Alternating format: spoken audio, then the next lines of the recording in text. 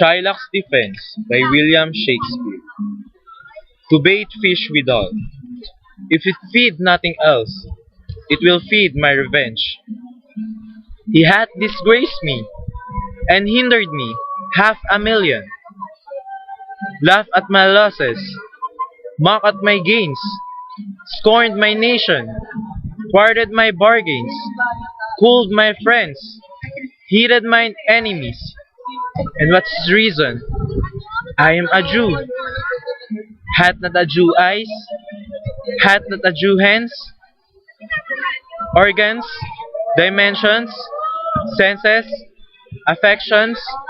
Passions?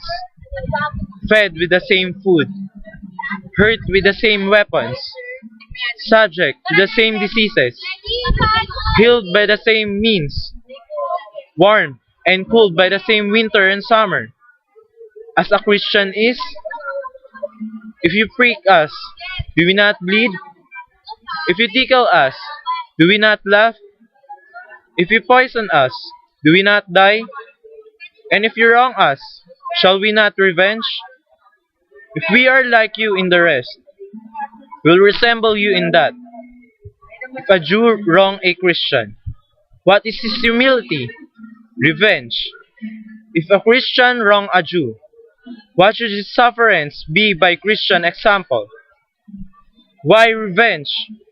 The villainy you teach me, I will execute, and it shall go hard, but I will better the instruction.